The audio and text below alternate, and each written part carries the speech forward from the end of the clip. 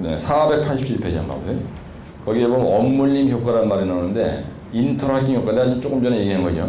언물림 효과. 그래서 물의 전단 강도는 마찰 저항과 언물림의 두 성분으로 이루어졌다. 그 다음에 전단 강도식이 나오고 전단 강도에 영향을 미친 요인이 이렇게 나옵니다.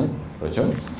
네, 그런데 거기에 보면 뭐라고 되어 있냐면요. 언물림 효과가 났어요. 만약에 예를 들어서 이런 문제는 잘 나지 않지만 하여튼 아직은 언물림 효과가 났다. 인터락팅 효과가 시험에 나오면요.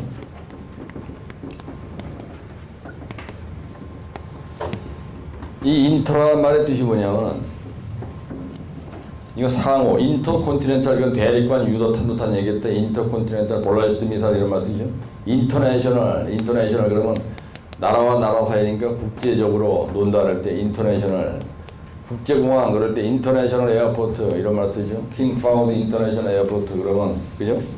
예, 우리나라는 킹 파우드 인터내셔널 에어포트처럼 전두환 인터내셔널 에어포트 이런 게 없잖아요. 우리나라 대통령 기염하는 게 없어요. 이거 상호라는 얘기고, 요거는 채운다는 얘기입니다. 락다도 그러면 문을 채우다는 뜻이에요. 그래서 인터락팅 효과는 건 뭐냐? 이거는 조리토죠. 예, 조리토의 상호 뭐예요? 상호 언물림 효과를 뭐라 그런다고요? 인터락팅 효과라고 한다. 인터락팅 효과라고 한다. 이게 정의야. 효과라고 한다. 그죠? 두 번째, 인터락팅 효과의 메커니즘. 인터락팅 효과의 메커니즘이 뭐냐, 이거. 예. 이게 어떻게 돼서 인터락팅이 되느냐는 얘기입니다. 메커니즘. 뭐와 뭐의 작용에 의해서 인터락팅 서로 꽉 물리느냐. 그렇죠? 그래서 여기에 뭐라고 되냐면요. 마찰 저항과 마찰 저항. 그래서 이거는 활동 마찰하고요. 활동 마찰은 활동하려고 하는 마찰과 회전 마찰로 있어요. 회전 마찰. 예, 그래서 마찰 저항으로 우리가 인터락팅 효과를 발휘한다 이런 얘기입니다. 그래서 우리가 그러면 인터락팅 효과에 영향을 미친 요인이 뭐냐? 영향 요인이 뭐냐? 예? 영향 요인이 뭐냐? 요거는요 상 3, 2, 9예요. 그 다음에 물, 그 다음에 중관 주응력 뭐 이렇게 있다. 그 다음에 구속 압력 이렇게 돼 있죠. 예. 그래서 487페이지 맨 하단에 보면 상대 밀도가 어떻게 되느냐, 그 다음에 입도가 어떠냐, 그죠? 그 다음에 입자의 크기가 어떻게 되느냐, 입자 크기. 그 다음에 물이 얼마나 많이 있느냐, 중간 주응력, 그 다음에 구속 압력. 그래서 우리가 늘 이럴 때 상, 3 있고 이렇게 연결이 있죠. 지금 여기 인터락팅 효과에 영향을 미치는 요인이라고 얘기하는데요. 모래나 자갈을 우리가 아까 뭐라 그랬나 그랬어요? 조립토라 그랬습니다. 예, 조립토의 인터락팅 효과에 영향을 미친 요인, 조립토의 전단 강도에 영향을 미친 요인, 인터락팅 효과에 영향을 미친 요인, 인터락팅 효과. 그 다음에 조립토의 상대 밀도에 영향을 미친 요인이 뭐냐? 조립토의 액상화에 영향을 미친 요인이 뭐냐? 그렇죠? 그 다음에 어떤 또 만약에 내부 마찰각을 시험 문제 냈다. 그럼 내부 마찰각에 영향을 미친 요인이 뭐냐? 같은 얘기입니다.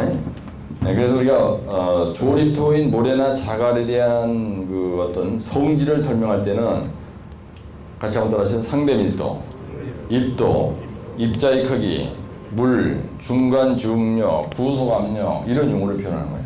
액상화에 영향을 미치는 요인이 뭐냐? 상대 밀도가 났어요. 그럼 상대 밀도에 영향을 미치는 요인이 뭐냐? 상항술이 있고요. 액상화에 영향을 미치는 요인이 뭐냐? 상항술이 있고요. 액상화의 전단 강도, 사질토, 조립토의 전단 강도에 영향을 미치는 요인이 뭐냐? 이겁니다. 그렇죠? 네, 그러니까 이렇게 한 번에 외운 거는 여러분들이 시험장에 나서 이런 문제가 났을 때 다 같은 내용입니다. 그 다음에 여기 인터락팅 효과를 증대하기 위한 현장 시공 대책이라는 게 나오면 좋겠죠. 시공 일사니까. 그렇죠? 예, 인터락팅 효과를 증대하기 위한 대책이 뭐냐? 대책이 뭐예요? 다짐을 잘해야 된다. 그렇죠? 그 다음에 양이또를 써야 되죠. 예, 양이또의 재료를 우리가 성토 재료로 써야 되는 거예요. 만약에 불량이 있다. 그럼 인터락팅 효과 절대로 좋지 않습니다. 이건 뭐냐면 대소 입자가 골고루 섞여 있어야 돼요. 섞여야 인터락팅 효과가 커져요. 무슨 말이냐면 성토라는 데 이렇게 있습니다. 그런데 아주 그냥 콩알갱이처럼 똑같은 놈만 갖다 이렇게 쌓아놨어요. 그럼 인터락팅 효과가 좋을 수가 없어요. 이게 쌓아지지도 않고. 그래서 인터락팅 효과가 좋으려면 양이 또 대소알이 적당히 섞여 있어야 되는 짱돌, 조그만 돌, 새끼돌, 큰 돌 이래가지고요. 여기다가 불도저가 찍어 눌러 다져. 전압식으로 만약에 불도저가 다지잖아.